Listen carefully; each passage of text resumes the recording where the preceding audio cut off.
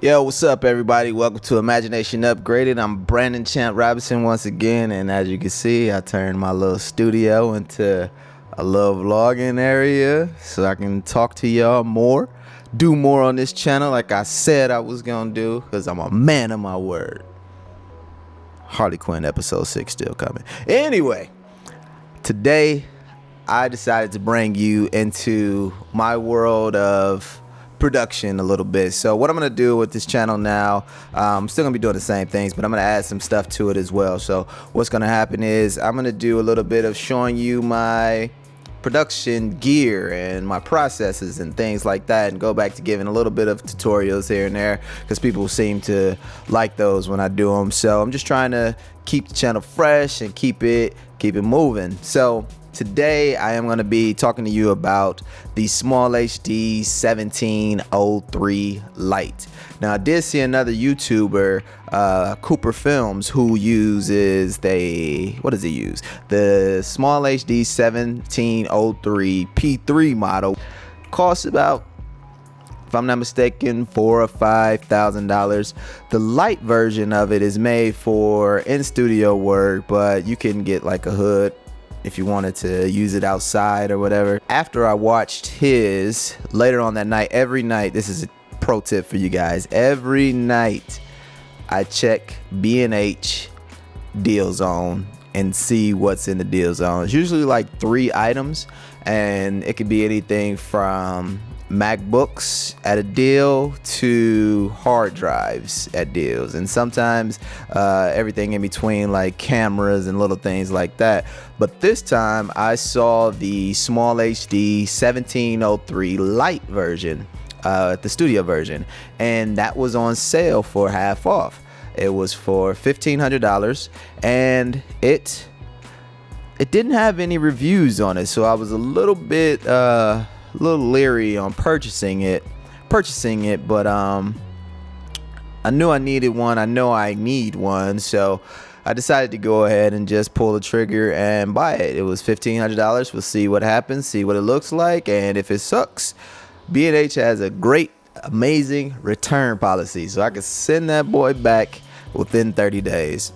So I've had it for a little bit, and I tested it out, and I recorded some of my findings on it. So I got the pros, I got the cons. I'm gonna share with you both of them, and I will decide whether I'm gonna keep it or not. So let's just jump right into this. I hit the mic, you probably heard that. So I'm getting used to this setup. It's really nice. I actually got 2 Quasar Science lights, one here keying me, bow. Then I got this one kind of edge light, backlight is just a little bit. And then for fill, my desk is actually right in front of a window. So for fill during the day, I just kind of crack my blinds a little bit and I get my fill in. I have my Blackmagic video assist monitor sitting right there so I can monitor myself. And then straight ahead, I'm recording to my Canon 5D Mark III.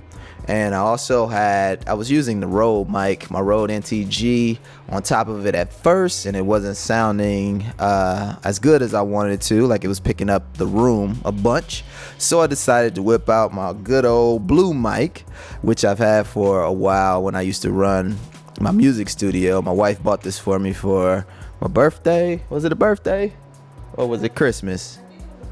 It was a birthday. So it was a birthday a couple years. She hooked me up, and it's still coming in handy. So enough of that. I'll talk about my vlog setup a little bit more another day, but let's get right into this review of the SmallHD 1703. It's so good, like it's right in front of my monitor. This whole workstation is awesome.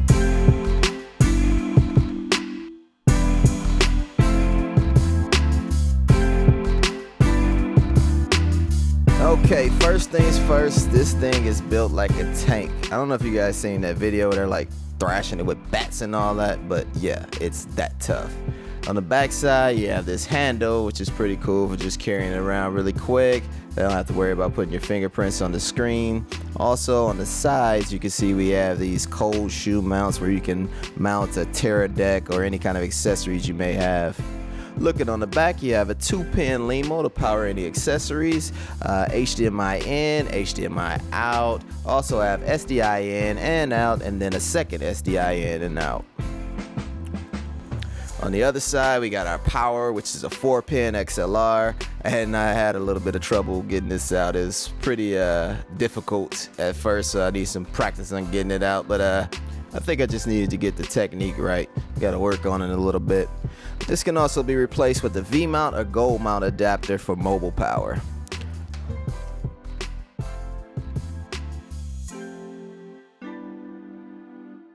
Starting on the front left side of the monitor, you have your power button and your back button.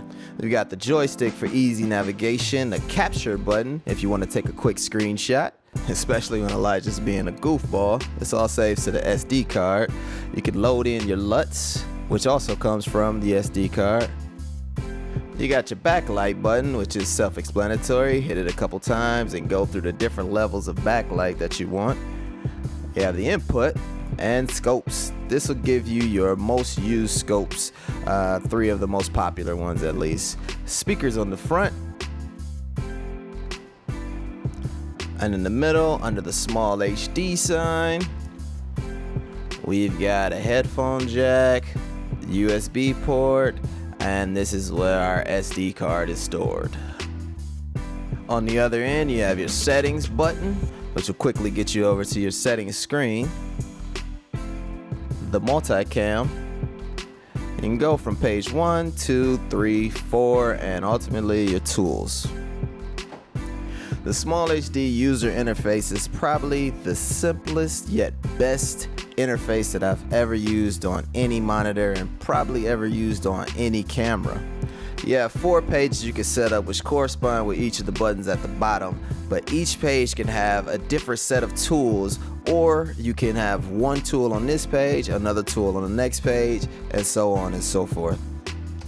From my initial test, the monitor's colors look to be pretty smooth. I don't know if you can really tell from this video, but the contrast is nice, and if I had one gripe about this monitor, that would be the very narrow viewing angle. It's only about 70 degrees left and right, 50 up and 70 down versus 178 in the more expensive model of the 1703 P3. The other thing that kind of got me is it doesn't come with a stand for your desk, so that's one thing. But overall, I think it's a pretty good monitor for a beginner if you want to start with monitoring on set and having something for your clients to look at. Alright, so those are my thoughts on the monitor. It's okay. It's a really good monitor. The color representation is really nice. The contrast is decent. It's not as bright for outdoor usage, but like I said, I can just get a hood and put on it. The biggest thing that gets me is, one, it didn't come with a stand for the desk because I planned on hopefully using it as a color grading monitor as well. But the biggest thing was the angle and not being able to move very much. So, that could be a con for a lot of people, or you just, stand right in front of it and look at what you need to look at, go fix what you need to fix, come back, stand exactly in front of it. So if you know your limitations to your gear, every piece of gear has limitations. You know your limitations, you can get around it and you can make it happen. So I kind of like it. I'm still deciding on whether I'm going to keep it or not. I'm looking at something from Flanders, but anything on the next level is going to be so much more, at least $1,000 more. And for me, getting that monitor on a deal, the SmallHD 1700 on the deal for half off, I don't know why they were selling them half off. Maybe just a lot of people don't like them, or they don't care for those little quirks that I noticed. But I don't know, we'll see. Let me know what you guys think in the comments below. Tell me what you guys are using for monitoring. Maybe I need to pick up something that you guys have. I do need something though. I was looking at computer monitors and TVs, but I think this is better than either of those options. So let me know what you guys got. Like, comment, subscribe. Don't forget to hit the notifications button so you can be notified when things are coming out, especially things like Harley Quinn episode 6.